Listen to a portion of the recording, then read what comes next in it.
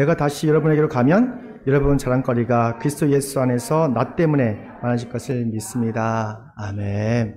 오늘 말씀의 제목은 내 몸 안에 존귀한 그리스도, 내 몸 안에 존귀한 그리스도라는 제목으로 하나님 말씀 선포하겠습니다. 복음 때문에 로마 감옥에 갇혀있던 바울에게 빌립보 교인들이 헌금을 모아서 에바브로 디도를 통해서 구제 헌금을 보내왔습니다. 그 헌금을 보고 바울은 너무 감동이 되었죠. 그리고 보는 순간 이것은 그냥 헌금이 아니라 아름다운 향기이고 재물이라고 합니다.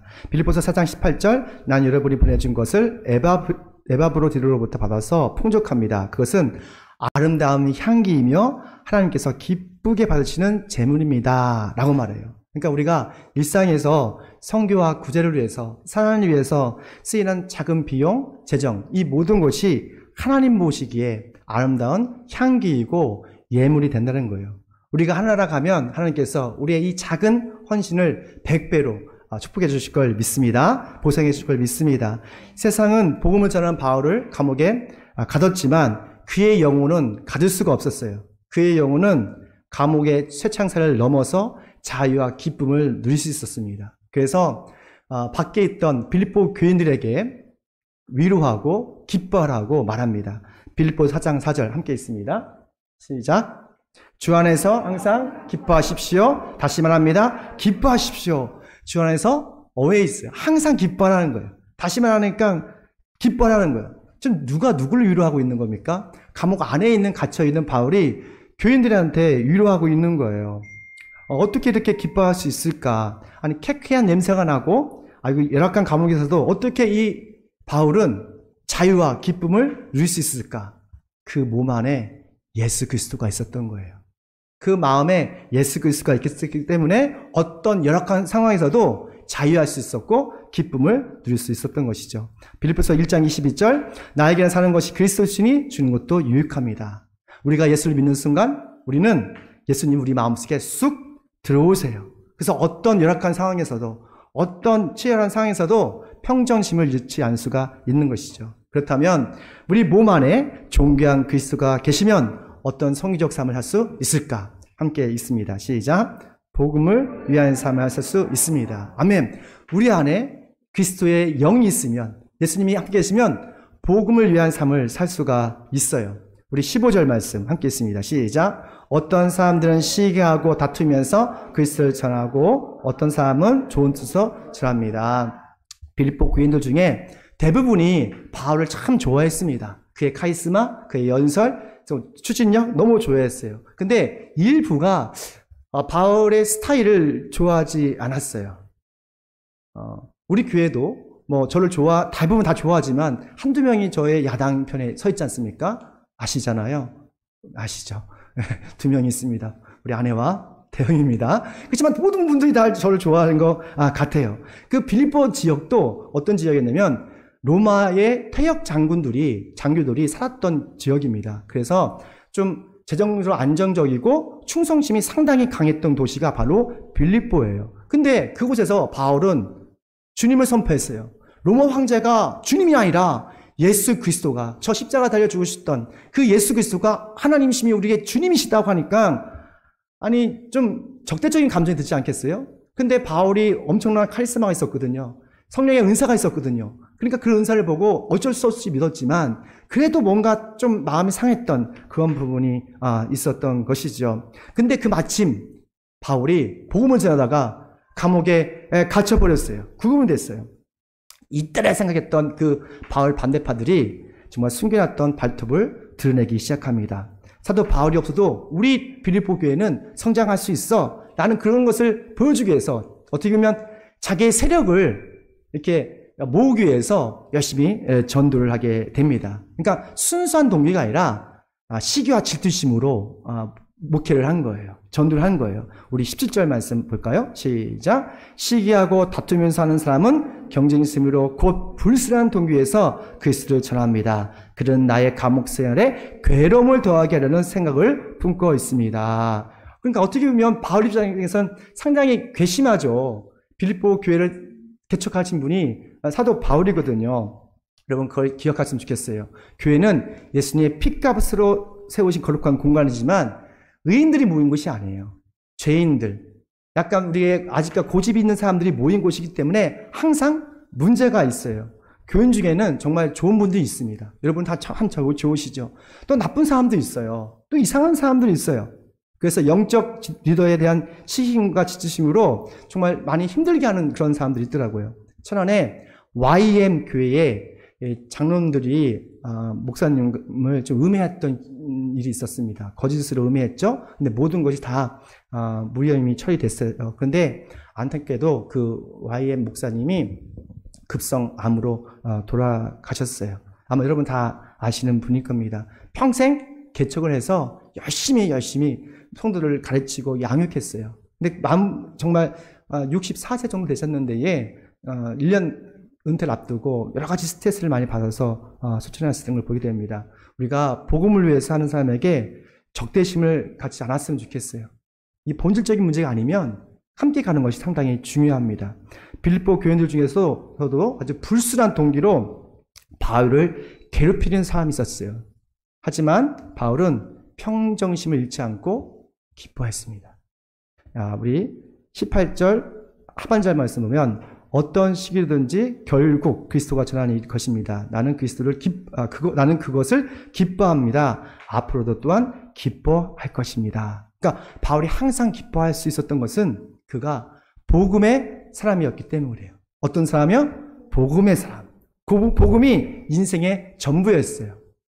나의 성공과 나의 계획이 인생의 목적이 아니라 바로 복음이 그 인생의 전부니까 어떤 상황에서도 마음에 평정심이 있는 거예요. 기쁨이 있는 거예요. 복음이 무엇입니까? 복음은 우리 향하신 예수 그리스도의 사랑이에요. 우리 향하신, 저와 여러분을 향하신 예수 그리스도의 사랑 이야기예요. 복음은 하나님의 아들이 우리를 너무 사랑하셔서 십자가에서 죽으시고 또한 여러분을 의롭게 하기 위해서 부활하셨고 또한 저와 여러분을 영화롭게 하기 위해서 다시 오실 좋은 소식입니다. 우리가 좋은 소식을 들으면 행복해지잖아요. 기뻐지잖아요. 이게 놀라운 것이 아닙니까? 하나님 아들께서 그의 전 인생을 우리를 위해서 사셨다는 거예요. 지금도 이 순간에 우리를 위해서 기도하시고 우리를 위해서 중보하고 계신 거예요. 여러분 복음을 믿으십시오. 우리가 입으로 마음으로 예수님을 믿으십시오. 그러면 예수 그리스도께서 여러분 마음속에 쑥 들어오실 거예요. 우리 안에 들어오신 예수님은 결코 떠나지 않으십니다. 뿐만 아니라 마음의 쿠션이 되세요. 마음의 쿠션. 마음의 쿠션이 있으면 어떤 시기 질투의 화살이 막 쏟아져도 충분히 막을 수가 있거든요. 상처가 되지 않거든요. 예수 그리스도는 마음의 쿠션입니다. 이런 복음의 사람이 되시길 축원합니다. 두 번째입니다. 함께 읽습니다. 시작. 아멘. 우리 안에 예수 그리스도가 계시면 나의 삶이 아니라 예수 그리스도의 영광스럽고 존귀한 삶을 살 수 있습니다. 우리 20절 말씀, 우리 큰 소리 함께 읽을까요? 시작. 나의 간절한 기대와 희망은 내가 아무래도 부끄러움을 당하지 않고 온전히 담대해져서 살든지 죽든지 정과 같이 지금도 내 몸에서 그리스도께서 존귀함을 받으시는 것입니다. 아멘. 그러니까 바울의 인생의 목적, 기대가 여기 있어요. 살든지 죽든지 내 몸에서 그리스도가 존귀하게 되는 것. 그러니까 예수님과 함께 존귀한 삶을 사는 것. 이것이 바울의 인생의 목적이었어요. 또한 우리의 목적일 걸 믿습니다. 사실 바울의 직업은 텐트 메이커였습니다. 여러분 잘 아시죠? 복음을 위해서 낮에는 열심히 텐트를 만들었어요. 그런 노동을 했습니다. 그리고 피곤하고 지치지만 밤에는 복음을 가르치고 선포했어요. 그러다가 교인들이 헌금을 보내주면, 성경을 보내주면 그러니까 일을 하지 않고 계속적으로 선교하고 복음을 가르쳤습니다. 사도 바울에게는 일과 영성이 분리된 것이 아니라 영성의 일부였어요. 그의 노동은 단순히 그냥 돈벌이가 아니라 선교를 위한 도구였던 것이죠. 여러분 예수님도 젊었을 때 엄청 많이 육체적인 노동을 하신 거 여러분 아세요? 예수님의 직업은 목수였어요. 아버지 요셉이 목수였거든요. 그러니까 이스라엘의 목수는 돌을 많이 만졌어요. 돌이 많으니까 돌로 집을 짓고 또 나무도 만들어서 나무를 가지고 의자도 만들고 테이블도 만들고 여러 가지 물건을 만졌습니다. 그래서 예수님의 손은 아마도 상당히 거칠었을 거예요. 저도 요번에 이거 깔다 보니까 좀 손이 거칠어지는 것을 좀 느꼈는데 아마 예수님의 손은 거칠었어요. 그런데 더 불행한 것은 예수님의 아버지 요셉이 일찍 돌아가셨어요. 그리고 요셉과 마리아에서 난 자식들이 6명이에요. 남동생 4명, 여동생 2명, 야고보, 요셉, 시몬, 유다, 그리고 여동생들이 있었지 않습니까? 그러면 약 7명을 부양해야 했어요. 그러니까 예수님께서 사역을 늦어지신 이유는 제 생각에는 그 동생들 뒷바라지 하려고 지금 바빴던 것 같아요. 그러니까 30살까지 계속 일만 하셨던 거예요. 부양을 했던 것이죠. 근데 그런 아주 그 어려운 따뜻한 생활살림에서 불구하고 예수님의 마음은 항상 하나님의 나라와 의에 있었어요. 단순히 주님께서 가족을 부양하는 것은 그냥 먹고 살려고 하는 것이 아니라 이 가정에 하나님의 나라를, 하나님의 의를 세우기 위해서 한 것이죠. 그래서 마태복음 7장 33절에 너희 먼저 하나님의 나라와 하나님의 의를 구하라. 그러면 이 모든 것을 너희에게 더하여 주실 것이다 라고 약속하신 거예요. 무엇을 먹고 마실까를 걱정하지 말고 내가 하는 일을 통해서 어떻게 하면 하나님의 나라, 하나님의 정의를 이곳에서 세울 수 있을까를 걱정하는 거예요. 예수님의 삶의 목적은 하나님 나라와 의를 음란하고 악한 세대에 이 세상에 세워하시는 것이었어요. 뉴욕 맨하튼에 가면 그 리디모라는 교회가 있습니다. 리디모는 그 팀 켈러 목사님이 개척하신 교회예요. 그 보시면 팀 켈러 목사님이 계신데 21세기에 그 C.S. 루이스라고 하는 그런 분이십니다. 그만큼 변증이나 설교에 있어서 정말 탁월한 분이시죠. 이분이 일과 영성, Faith and Works라는 책을 썼어요. 그 교회는 정말 작은 교회였는데 약 8,000명 그 이상의 교인들이 몰려왔습니다. 대부분의 사람들이 뉴욕시이기 때문에 정치, 경제, 사회, 문화, 월스트리트에서 일하는 사람이기 때문에 상당히 전문인들이 많았답니다. 근데 그 사람들을 보면 정말 바쁘대요. 피 튀기는 그런 경쟁과 실적이 안 나면 fire, 그러니까 해고되는 그런 일터에서 그리스도인들이 왜 일을 해야 되는가, 그리고 어떻게 일을 해야 되는가를 아주 성경적 관점으로 가르치고 있답니다. 근데 이 팀 켈러 목사님의 그 핵심은 일과 영성이 동떨어진 것이 아니라 융합되는 거예요. 하나라는 거예요. 예전에는 이분법적으로 세상은 악하고 교회는 거룩하다고 했어요. 그래서 세상에 있는 모든 것을 다 꺼려 했습니다. 등을 돌렸어요. 근데 예수님이 떠난 교회, 예수님이 떠난 세상은 다 거룩하지 않아요. 세상이든 교회든 예수님이 계신 그곳은 거룩한 곳이에요. 그래서 하나님께서 모세를 처음 만났을 때 그 광야였잖아요. 그랬을 때 네가 서 있는 것은 거룩한 곳이니 신을 벗으라 이게 말씀하셨잖아요. 그러니까 광야든 들이든 예루살렘 성전이든 하나님께서 나와 함께 하신 그곳이 어떻게 되는 거예요? 거룩한 공간이 되는 거예요. 그래서 우리는 날마다 거룩한 삶을 살아갈 수가 있는 것이죠. 여러분이 계신 것이 어떻게 보면 하나님의 나라가 있는 거예요. 그래서 우리 안에 그리스도 계시면 그것이 거룩한 공간이 되는 거예요. 우리 안에 그리스도에 살아 계시면 우리 치열한 일상이 거룩한 공간이 되는 거예요. 정말 우리에게 현실 떠난 그런 영성이 아니라 현실의 뿌리를 깊게 박고 그곳에서 정말 하나님 나라와 의를 세워가는 선교적 삶을 사는 그런 저와 여러분 되시길 축원합니다. 세 번째입니다. 함께 있습니다. 시작. 아멘. 마지막입니다. 섬김을 위한 삶을 삽니다. 우리의 의지, 결단으로는 정말 섬기는 것, 섬김을 받는 것에 우리는 익숙해요. 그때 우리는 행복을 느끼고 기쁨을 느껴요. 근데 섬기면서 우리는 기쁨을 느낄 수 있다고 합니다. 우리 23절 말씀 함께 있습니다. 시작. 난 일 두 사이에서 끼어 있습니다. 내가 원하는 것은 세상을 떠나서 그리스도와 함께 있는 것입니다. 그것이 훨씬 더 나으나 내가 육신으로 남아있는 것이 여러분에게는 더 필요합니다. 아멘. 여러분, 바울은 사는 것보다 지금 당장이라도 죽는 것을 더 훨씬 좋아했어요. 그의 사역은 만만치가 않았거든요. 많은 핍박이 있었고 반대가 있었고 힘드니까 좀 당장 죽어서 저 하늘나라 예수님의 품 안에 안겨서 살고 싶었어요. 그만큼 바울은 천국에 대한 확실한 믿음이 있었어요. 여러분 정말 천국에 대한 믿음이 있습니까? 저는 가끔 천국 생활할 때마다 마음이 평안이 있어요. 전 찬양할 때 천국 얘기 나오고 하늘날 얘기를 하면 가고 싶다는 그런 갈급함이 있습니다. 그러나 지금 가면 안 되는 게 또 사명이 끝나지 않았기 때문에 사명을 이루기 위해서 지금 살아남은 걸 좀 믿습니다. 이 바울이 어떻게 이 천국에 대한 확실한 믿음이 있었을까? 사실 바울은 예수 믿는 사람들을 잡고 괴롭히고 죽이기까지 했던 어떻게 보면 정말 살인자 같은 사람이에요. 근데 다마스커스로 가다가 부활하신 예수님을 만났어요. 두 눈으로 목격을 했어요. 근데 부활하신 예수님은 너무 빛이 찬란하셔서 그 보는 순간 두 눈이 확 멀어버리셨어요.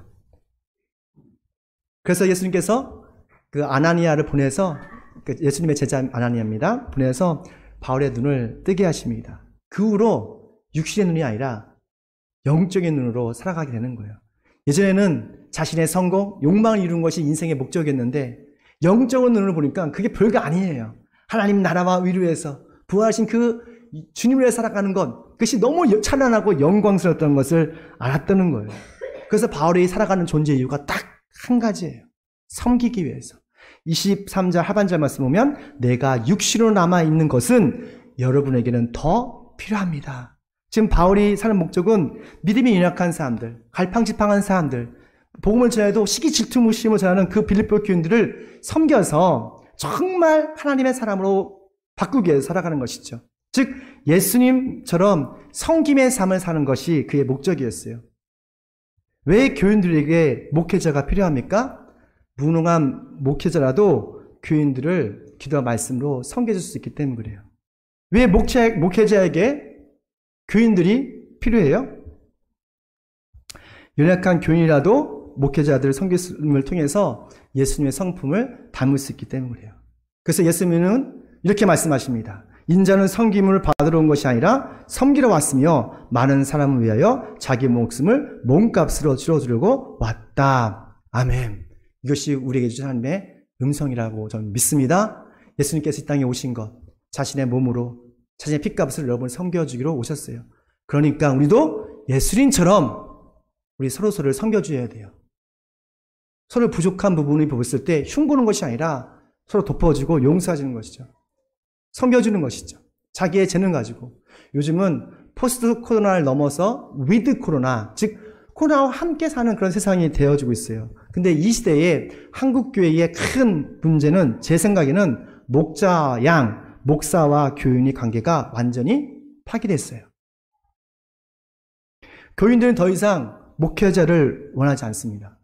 자신의 목자를 원하지 않고 자기네 영혼을 책임질 수 있는 목사를 거부하기 시작했어요.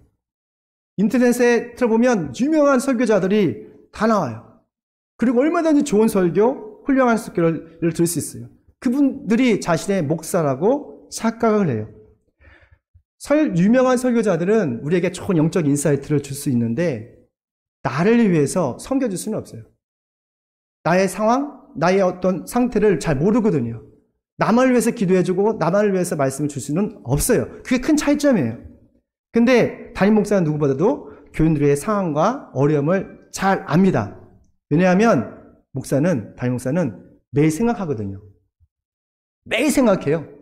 그리고 매일 기도하고 순간순간마다 생각하고 기도하기 때문에 누구보다도 그 성도의 상태, 영적인 상태, 어려운 상태 이걸 잘 압니다. 그래서 멀리 떨어져 있어도 영적인 교제를 할 수 있고 또 섬겨줄 수가 있는 것이죠.